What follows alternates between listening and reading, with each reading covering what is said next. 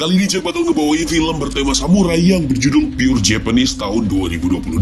Film ini menceritakan tentang keturunan terakhir samurai yang mengalami kesulitan akibat trauma masa lalu. Ia kemudian mengenal seorang gadis yang diganggu oleh gangster Yakuza dan terlibat dalam sengketa tanah. Akankah jiwa samurainya yang terpendam bisa bangkit ketika melawan gangster? So, tanpa berlama-lama lagi, siapkan mata, telinga, dan anu-anuan kalian semua. Mari kita nobar, dan inilah Pure Japanese.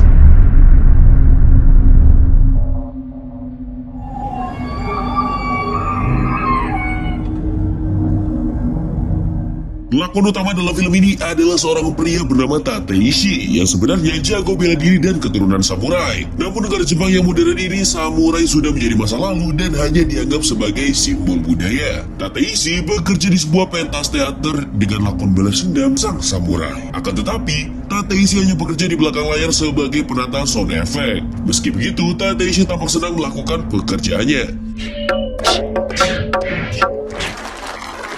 Ternyata, rekan kerjanya yang bernama Nino merasa hasil kerja Tateishi kurang bagus karena soundnya kecepatan. Namun rekannya yang lain memaklumi karena Tateishi masih traumatis dengan insiden kecelakaan di tempat kerjanya yang dulu. Dahulu, Tateishi pernah bekerja sebagai aktor film action di Amerika. Pada sebuah syuting adegan berkelahi, terjadilah insiden yang menyebabkan satu korban meninggal. Karena dianggap kecelakaan, Tateishi pun bebas dan pulang kembali ke Jepang.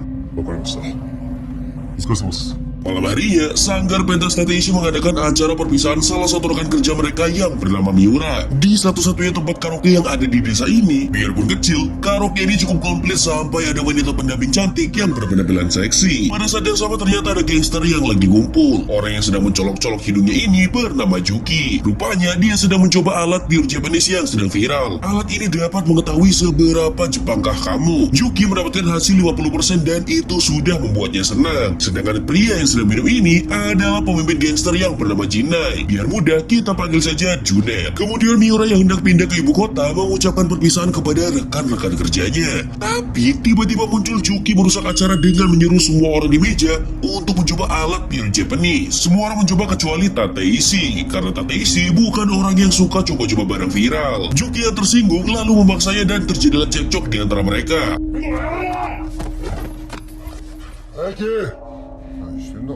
Junet pun segera menghentikan cekcok yang tidak perlu ini, lalu mentraktir semua orang sebagai permintaan maaf. Tateishi memilih untuk pulang dan ketika di rumah, dia melakukan ritual seorang samurai. Ya kalau kita, mungkin seperti mandiin keris lah ya. Keesokan harinya, kita akan bertemu tokoh lain, yaitu seorang kakek bernama Wang Giman dan cucunya Ayu tapi bukan Ting-Ting, yang masih siswa SMA. Meskipun berwajah polos, Ayu ternyata bekerja sampingan sebagai wanita pendamping di bar karaoke yang kita lihat sebelumnya. Ternyata tadi malam geng Junet meminta tolong Ayu untuk nembung ke kakeknya agar mau menjual tanah warisan kepada mereka. Ayu mencoba menanyakan lagi, kenapa kakek Wang Giman belum mau menjual tanah warisan itu? Padahal Ayu ingin kuliah di UGM dan tentu perlu biaya untuk bayar UKT dan juga kos-kosan. Wang Giman tetap kekeh pendirian karena pihak-pihak yang hendak membeli ini adalah kumpulan orang yang serakah dan korup. Adegan berpindah ke kantor Junet di mana ia sedang pemanasan.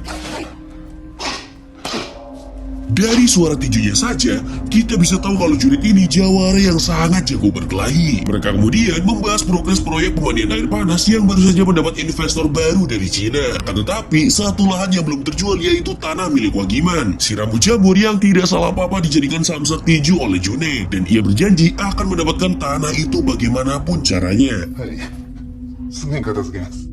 Beralih ke taman hiburan, di mana Tateishi sedang bekerja memainkan pertunjukan seni bela diri samurai di depan pengunjung. Akan tetapi, saat matanya terkena cahaya silau, ia teringat kembali insiden di Amerika. Ini membuat Tateishi kembali tidak konsen bekerja. Sementara itu di bar karaoke, terlihat Juki datang untuk mengintimidasi Ayu. Kali ini, Juki bermain kasar sampai menjambak rambut Ayu. Tapi tiba-tiba, Tateishi datang dan darah samurainya bergejolak melihat hal ini. Namun kali ini Tateishi hanya bertahan dan tidak menyerang. Buktinya diam saja ketika ditendang Juki. Yang penting Ayu selamat dan Juki segera pergi. Keesokan harinya di kediaman Wang Giman datanglah Juki dan komplotannya. Ternyata mereka menaruh sampah dan barang rongsok di halaman Wang Giman dengan maksud mengganggu sampai Wang Giman setuju untuk menjual tanahnya. Wang Giman pun pergi ke kuil untuk berdoa dan memohon petunjuk. Di sana ia melihat Tateishi sedang latihan bela diri.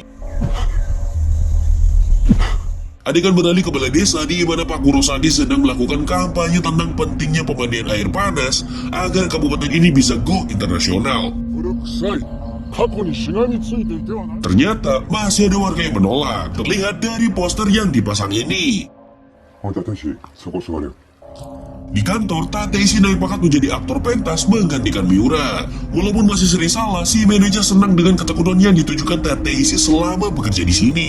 Kemudian, Tateshi melakukan latihan perdana bersama rekan aktor yang lain. Tidak sia-sia sering berlatih di kuil karena Tateshi tampak lihai menggunakan pedang. Selanjutnya di bar karaoke, Ayu mengucapkan terima kasih kepada Tateshi karena telah menolongnya kemarin. Dan sebagai hadiah, dia memberi pure Japanese yang viral untuk Tateshi. Saat di rumah, Tateshi pun akhirnya mau mencoba alat yang mirip seperti suap Andikeni ini. Hasilnya 100% madu murni tanpa ada tambahan apapun. Ini hasil yang cukup sulit didapat karena Juki saja cuma dapat 50%. 僕はピュアジャパニーズだ。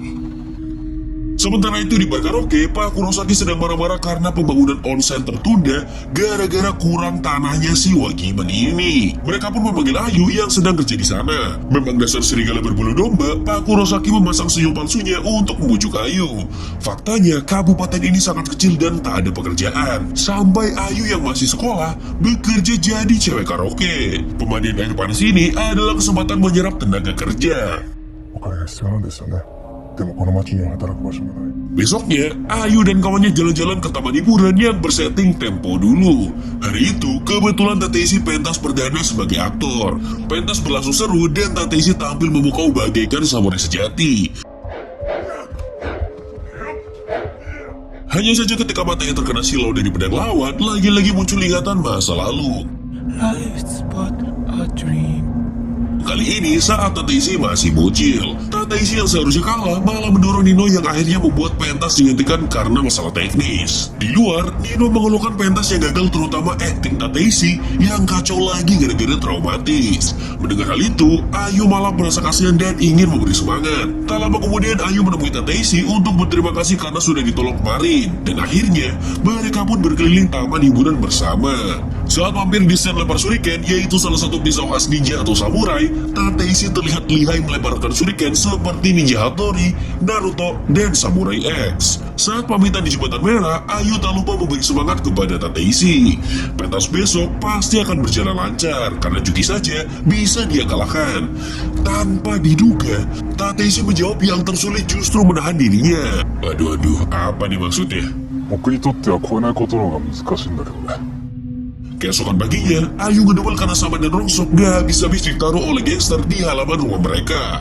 Wagiman lalu mengajak Ayu beribadah agar lebih sabar dan tawakal menghadapi cobaan hidup.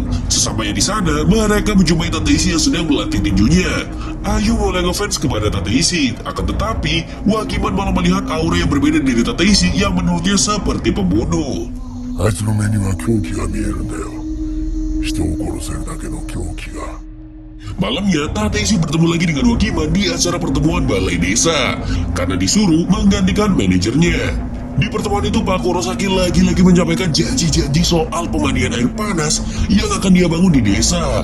Banyak warga terpukau kecuali Wagiman yang tidak termakan janji manis politisi. Pak Kurosaki sekaligus meminta dukungan warga karena tahun ini dia akan maju menjadi caleg. 出る決意を固めました。 Wagiman lalu mengajak Tateshi ngobrol sambil ngurut Samsu. Dengan gamblang ia berkata bahwa Kurosaki aslinya orang bejat yang hanya mikirin cuan. Itulah alasan mengapa dia belum melepas tanahnya. Sepanjang acara, Wagiman bercerita sambil minum khamar sampai dia mabuk. Saking telernya, Wagiman kesulitan untuk naik ke atas motor. Kemudian muncul cahaya terang dari arah depan dan tiba-tiba 救急車。 Ayu bergegas menemui kakeknya di rumah sakit yang sedang dijaga oleh Tateshi. Tapi anehnya Tateshi malah berbohong tentang apa yang menyebabkan Wagiman sakit. Ia mengatakan nasi kucing dan hammer yang dikonsumsi Wagiman telah diracuni agar Pak Kurosaki dan gengnya bisa mendapatkan tanah dari Wagiman. Besoknya Ayu mengajak Tateshi ke kantornya Pak Kurosaki. Tanpa banyak cincong, Ayu langsung saja menuju Pak Kurosaki telah meracuni dan berniat membunuh Wagiman. Dengan tetap tersenyum palsu, Pak Kurosaki mengusir mereka berdua atau dia akan menelpon polisi. Dengan emosi, Ayu pun berjanji tidak akan menjual tanahnya. Dan jika Wagiman sampai mati, ia akan membalaskan dendam. Lalu tiba-tiba Tateshi menggila.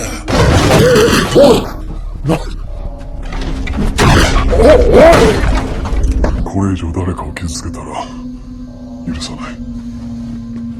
Hari itu, teater pentas kedatangan tamu bernama Pachida. Sambil melihat-lihat aktor latihan, ia kemudian merasa pernah mengenal Tateshi namun lupa di mana. Tak lama kemudian, datang dua polisi hendak menginterogasi Tateshi karena kemarin dia sudah mengobrak-abrik kantor Pak Kurosaki. Saat ditanya polisi, Tateshi berbohong dengan bilang kemarin itu dia hanya membela diri karena diserang dan merasa terancam oleh Pak Kurosaki. Sementara itu Pachida yang baru ingat siapa Tateshi kemudian bercerita tentang insiden yang terjadi di Amerika. Faktanya, insiden itu tidak murni kecelakaan, apalagi setelah menusuk lawan main, ekspresi wajah Tateshi malah tersenyum puas seperti psikopat. Di sini kita baru mengetahui sisi lain Tateshi yang misterius.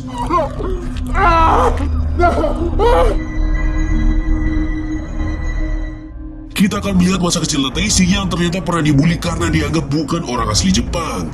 Matanya sengaja disorot dengan silau cahaya cermin sambil dipukuli. Lalu tanpa sengaja, ia mendorong salah satu pembuli sampai pingsan. Makanya setiap melihat cahaya silau, ia langsung kehilangan kendali dan seperti ingin menyerang. Kembali ke masa sekarang, manajer dan pemilik teater memutuskan untuk memecat Tateshi karena telah merusak kantor Pak Kurosaki dan berbohong tentang insiden di Amerika. 自分は誰も殺してないですし、なきゃいけない理由も全くわかりません。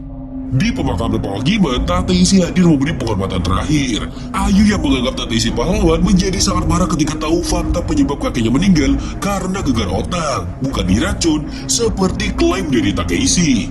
Tateshi sedang galau pun menjadi semakin depresi tatkala menonton berita di TV One tentang alat tes pure Japanese yang dianggap hoax dan tidak valid. Sesampainya di rumah, Tateshi berniat melakukan harakiri alias bunuh ala samurai. Namun ternyata dia masih hidup.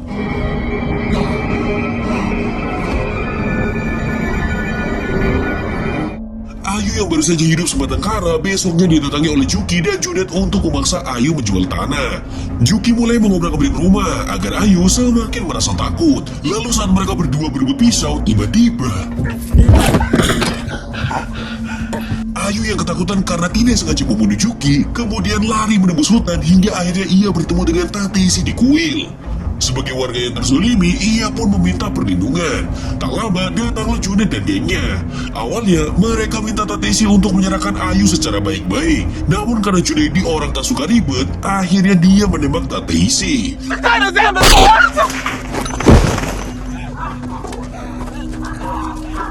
Beberapa menit kemudian, Tateshi yang kita kira meninggoy ternyata masih hidup.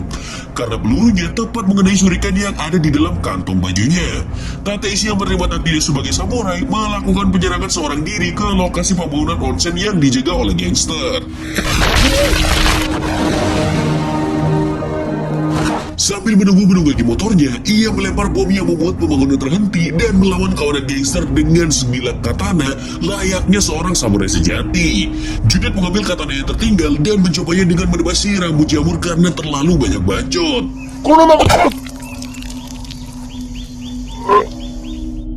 Tateshi membawa Ayu ke lokasi pentas teater. Namun, lokasi itu sudah ditebak oleh Junet dan juga gengnya. Kemudian, Pak Kurosaki muncul dan dia dibeli pistol oleh Junet untuk berjaga-jaga. Tiba-tiba, lampu panggung menyala dan Tateshi muncul bagaikan seorang samurai dari masa lalu. Seperti film-film samurai jadul, Tateshi bergerilya menyergap musuh satu persatu dengan pedang katananya, walaupun musuh membawa senpi. Rupanya sebagai gangster mereka masih punya tata krama untuk bertarung satu-satu dan tidak keroyokan.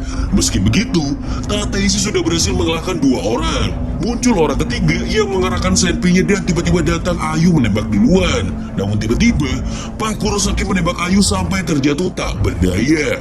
Kejadian ini membuat darah Tateshi mendidih. Pak Kurosaki mencoba menembak namun selalu meleset karena dia keweden. Tateshi pun membalas dengan terus melemparkan kunai hingga mengenai Pak Kurosaki tanpa ampun. Tibalah pertarungan terakhir antara Junet, sang gangster berdarah dingin, dengan Tateshi samurai penyendiri yang penuh dendam. Sama-sama lihai menggunakan pedang katana hingga hasilnya imbang. Mereka berdua lalu berkelahi dengan tangan kosong. Tateshi yang pengalamannya hanya sebagai aktor laga bertarung sekuat tenaga. Tapi Junaidi lebih unggul karena lebih sering jadi tukang gebuk. Tateshi sampai terkapar tak berdaya dan Junaid hendak menghabisinya. Tiba-tiba, was going down. My mother and I. mati semua dan film pun tamat. Ending yang sungguh menjunetkan. Meskipun Tateshi orang yang bermasalah dan ada kemungkinan ada bibit-bibit psikopat, namun ia tetap mau menolong Ayu dari ancaman para gangster Yakuza. Ini menandakan masih ada kebaikan hati pada dirinya. Ya, walaupun sedikit. Pesannya dapat kita ambil tuh, mending kita berbuat baik dan adil terhadap sesama. Walau cuma sedikit dan sekalipun kita belum bisa jadi orang yang baik.